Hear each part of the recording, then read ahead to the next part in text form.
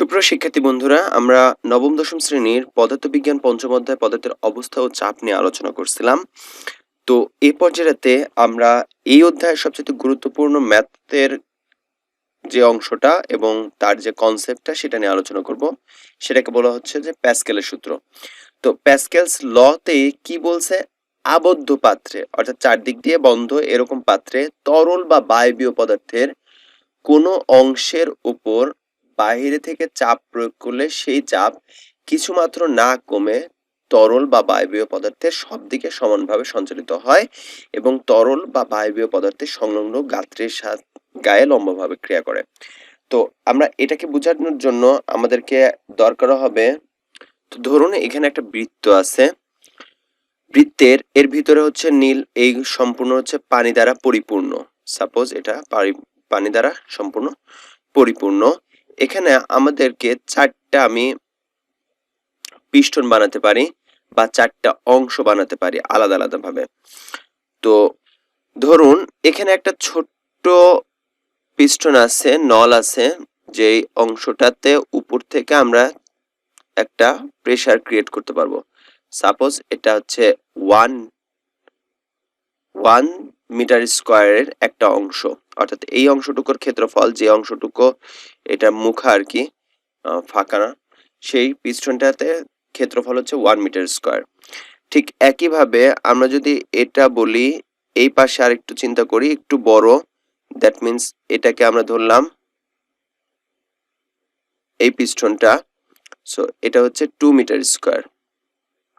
Suppose এটা 2 metre square ধরুন। এই পাশে এটাকে আমি যদি 3 মিটার স্কোয়ার ধরি এবং এই পাশের এই অংশটাকে যদি আমি 4 মিটার ধরি, তো আমাদেরকে প্যাসকেলের যে সূত্রটা বলছে সেই অনুযায়ী যদি আমি বলি, প্যাসকেলের সূত্রটা কি বলছে? বলছে আবদ্ধ পাত্রে, তাহলে আমরা তরল চিন্তা করতেছি, হতে পারে এটা বায়ু, হতে পারে, কোনো সমস্যা না। পদার্থের কোনো অংশের উপর, তাহলে এই কোনো অংশের উপর বাহির থেকে চাপ প্রয়োগ করলে, অর্থাৎ উপর থেকে আমি যদি চাপটা প্রয়োগ করি, তাহলে সেটা সেই চাপ কিছুমাত্র না কমে, চাপ প্রয়োগ করলাম সাপোজ 1 প্যাসকেল, ঠিক আছে, 1 প্যাসকেল চাপ প্রয়োগ করলাম, না কমে তরল বা বায়বীয় পদার্থের সব দিকে সমানভাবে সঞ্চালিত হয়। তার মানে এই চাপটা, এই যে ডান দিকে যেটা আছে এই দিকটাতে, অর্থাৎ এটা যদি আমি বলি এ, এটা বি, তাহলে বি পয়েন্ট দিকে সমানভাবে অর্থাৎ 1 প্যাসকেল চাপটাই অনুভূত হবে, যদিও এখানে কিন্তু ক্ষেত্রফল বেশি 2 মিটার স্কোয়ার।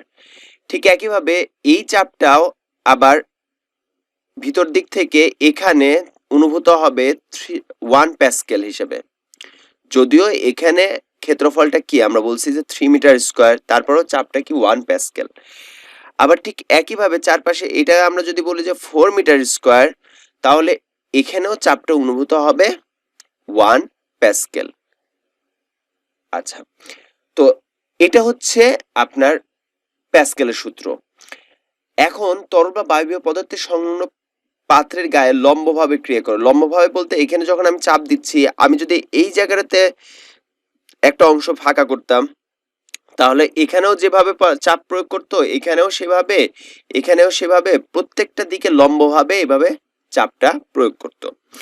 আচ্ছা, এটা হচ্ছে মূল সূত্রটা বুঝাইলাম। প্যাসকেল বলতেছে কি যে যখন 1 মিটার স্কোয়ার, তার জন্য এখানে আপনি যদি 1 নিউটন বল প্রেস করেন, তাহলে আমরা জানি যে চাপ P equal force divide by area. Force দিচ্ছেন 1 নিউটন, তখন এরিয়া আপনার 1, দ্যাটস ওয়াই আপনি পাচ্ছেন 1 প্যাসকেল চাপ প্রয়োগ হলো। তাহলে এখানে যখন আপনি 2 মিটার স্কোয়ার আছে, তার মানে কি পি, এটা P1 বললাম, এটা P2 যদি বলি, তাহলে F2 ডিভাইড বাই A2। তাহলে দেখুন যে নিচে আমাদের কত আছে 2, তো উপরে কত বল প্রয়োগ করলে আমরা 1 প্যাসকেলই পাবো? তার মানে উপরে যখন আমরা 2 দিচ্ছি, তখন 2 কেটে কিন্তু আমরা 1 প্যাসকেল পাচ্ছি, তাই তো? তার মানে এখানে কিন্তু বলটা কত লাগবে? 2 নিউটন। ঠিক একইভাবে P3 যদি আমি বলি, তাহলে F3 ডিভাইড বাই A3 এর মান এরিয়া বলছি আমরা 3, তাহলে উপরে দিতে হবে 3, দ্যাটস ওয়াই পাবো হচ্ছে 1 প্যাসকেল। ঠিক একইভাবে P4 এর ক্ষেত্রে যদি আমি বলি তাহলে F4 divide by A4 equal 4/4 হতে হবে, তাহলে 1 প্যাসকেল পাবো। তাহলে আমরা শুধুমাত্র একটা জায়গা থেকে 1 প্যাসকেল চাপ প্রয়োগ করার ফলে কি হচ্ছে, অপর দিক থেকে অন্য সব দিক থেকে আমাদেরকে বলটা বৃদ্ধি পাচ্ছে। কিন্তু এখানে যেহেতু ক্ষেত্রফলের যতটুকু সেই আকারে বলটা বৃদ্ধি পাচ্ছে, এখানে যেমন যতটুকু ক্ষেত্রফল সেই আকারে বলটা বৃদ্ধি পাচ্ছে। যেহেতু 4 মিটার স্কয়ার ক্ষেত্রফল, তার মানে 4 গুণ বল বৃদ্ধি করতে হচ্ছে। আবার এখানে যেহেতু 3 মিটার স্কয়ার, তার মানে 3 গুণ বল বৃদ্ধি করতে হচ্ছে। অর্থাৎ ক্ষেত্রফল যত গুণ হচ্ছে তার সাথে বলটাও তত গুণ বৃদ্ধি করতে হচ্ছে, তাই তো? আচ্ছা, এখন দেখুন যে এখান থেকে আমরা একটা সূত্র পাচ্ছি কি, যে প্রত্যেকটা ক্ষেত্রে পি কি সমান না, সমান তো। F1 A1 এর ক্ষেত্রে যেমন 1 প্যাসকেল, F2 A2 এর ক্ষেত্রেও 1 প্যাসকেল, কেননা সবসময় চাপটা একই সমান থাকে। তো প্যাসকেলের এই সূত্র থেকে আমরা জানি যে তাহলে F1 ডিভাইড বাই A1, যেহেতু এটার চাপ হচ্ছে 1 Pascal, equal F2 divide by A2, কারণ এটার চাপ হচ্ছে A2। সো এটা হচ্ছে প্যাসকেলের সূত্র। তো এখান থেকে আমরা যদি Fটাকে এখানে নিয়ে আসি, এটার নিচে নিয়ে আসি, তাহলে সেক্ষেত্রে কি হয়, F1 ডিভাইড বাই হয় F2 equal A1 divide by A2। তো এটা হচ্ছে আমাদের সূত্র।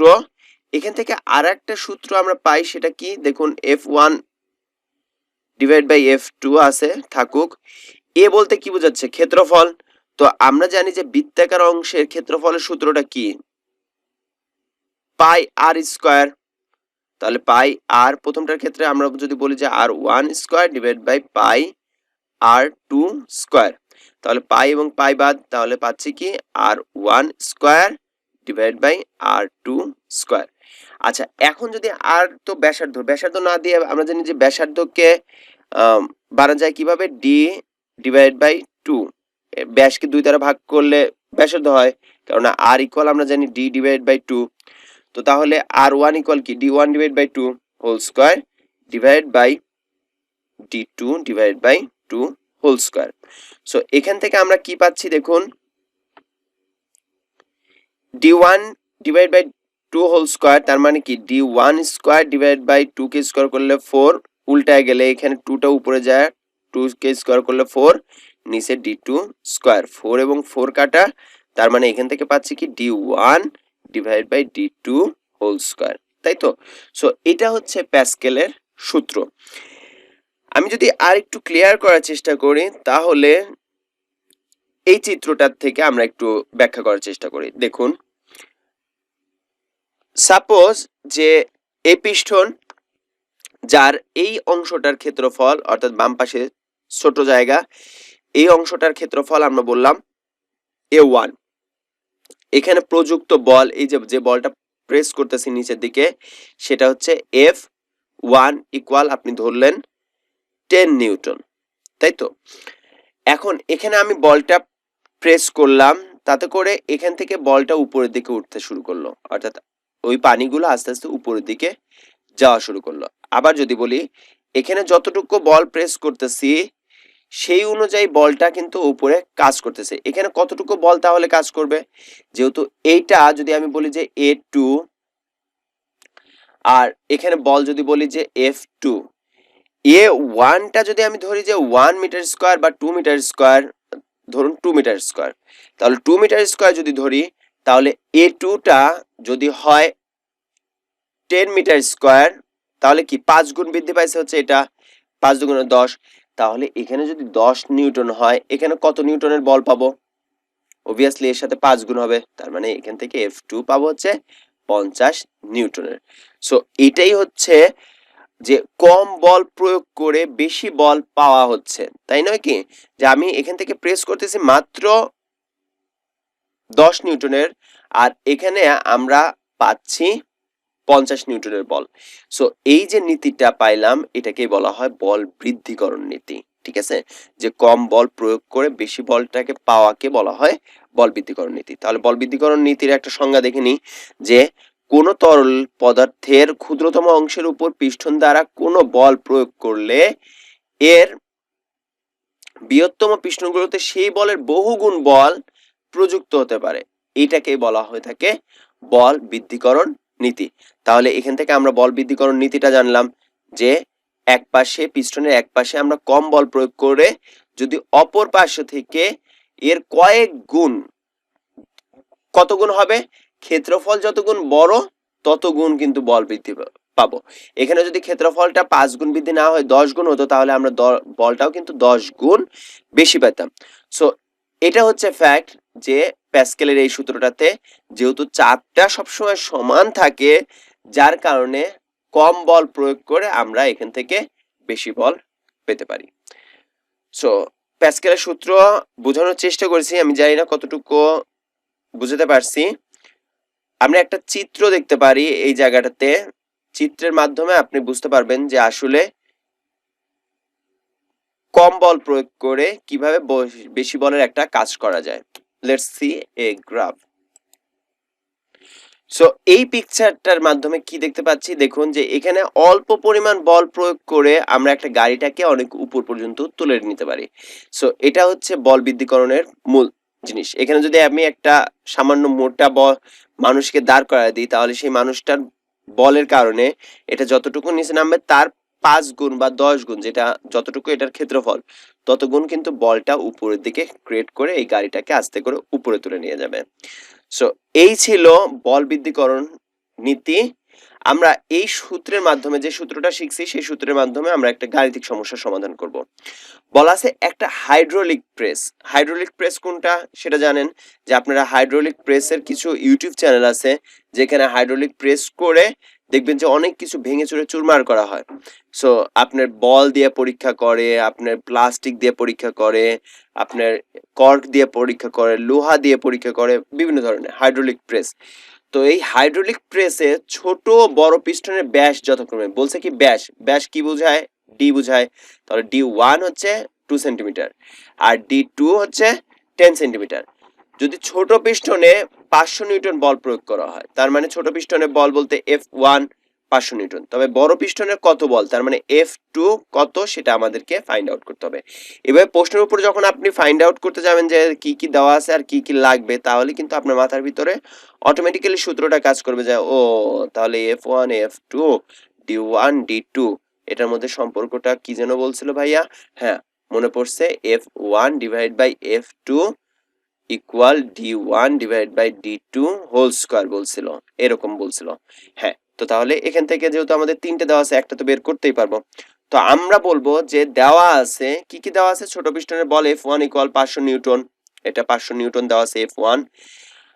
ছোট পিস্টনের ব্যাস D1 ইকুয়াল দেওয়া আছে 2 সেন্টিমিটার, সেন্টিমিটারকে আমাদেরকে মিটারে নিতে হবে। সো 2 সেন্টিমিটারকে যখন আমরা মিটারে নিচ্ছি, তার মানে 2 কে ভাগ করতে হবে কত দ্বারা, 100 দ্বারা, তাহলে সেক্ষেত্রে আসে 0.02 মিটার। ঠিক আছে, একইভাবে 10 সেন্টিমিটার, 10 কে যদি আমি 100 দ্বারা ভাগ করি, তার মানে সেক্ষেত্রে 0.1 মিটার। সো তার মানে বড় পিস্টনের ব্যাস হবে D2 ইকুয়াল 10 সেন্টিমিটার বা 0.1 মিটার। এখন বড় পিস্টনের প্রযুক্ত বল কত, বড় পিস্টনের প্রযুক্ত বল যদি আমি বলি F2, সেটা কত সেটা নির্ণয় করতে বলছে। তো আমরা বলতে পারি যে আমরা জানি, আমরা অনেক কিছু জানি, তার ভিতরে একটা জিনিস জানি যে F2 divide by F1। So আপনারা বলতে পারেন যে F1 ডিভাইড বাই F2 বলছিলেন equal D1 divide by D2 বলছিলেন, আপনি ঠিক উল্টা লিখলেন কেন? উল্টা লেখার রিজনটা হচ্ছে যে আমি আর F2টা দরকার পাবো, তার মানে এটাকে আমি উপরে আর এটাকে নিচে, ঠিক একইভাবে এটাকে নিচে আর এটাকে উপরে লিখতে পারি। সো F2টা উপরে, F1টা নিচে। So D1 divide by D2 ছিল, তাহলে D2 divide by D1 whole square, এভাবে বলতে পারি। সো এখানে আমরা সূত্র ভেঙেই দেখাইছি যে A2, কেননা এখানে তো সমস্যা নাই যে F1 divide by F2 equal সূত্র হচ্ছে A1 ডিভাইড বাই A2। তাহলে এটাকে যদি আমি উল্টায় দিই, F2টা উপরে চলে যায়, F1টা নিচে, A2টা উপরে চলে যায়, A1টা নিচে। তাহলে A2 এর পরিবর্তে কি বলতে পারি, pi D2 divide by 2 whole square divide by A1 এর পরিবর্তে pi D1 divide by 2 whole square. Pi এবং পাই কাটা, তাহলে আমরা এখান থেকে পাচ্ছি যে F1টা এই পাশে যায় গুণন হয়ে গেল, গুণন হয়ে গেলে F1 ইন্টু D2, এখানে আপনারা ভেঙে ভেঙে করতে পারেন, এখান থেকে কোন জিনিসটা পান সেটা হচ্ছে D2 whole square divide by 4 into এই 2টা উপরে যায় 4 ডিভাইড বাই D1 স্কয়ার, 4 এবং 4 কাটা, তার মানে একবারে D2 ডিভাইড বাই D1 টোটালটার উপরে হোল স্কয়ার। তো F2 ইকুয়াল কি F1 টা এই পাশে যায় গুণন হয়ে গেল, তাহলে F1 into D2 divide by D1 whole square.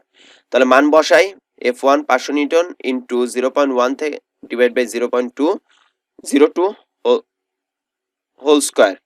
তাহলে এটাকে যদি ক্যালকুলেটর বসাই তাহলে আলটিমেটলি মান আসে 12,500 নিউটন। সো এই ছিল গাণিতিক সমস্যার এটা সমাধান। আমরা এই জায়গাতে একটা সমাধান করে দিলাম যেটাতে উত্তর পেয়েছি বড় পিস্টনে বল বাড়বে 12,500 নিউটন।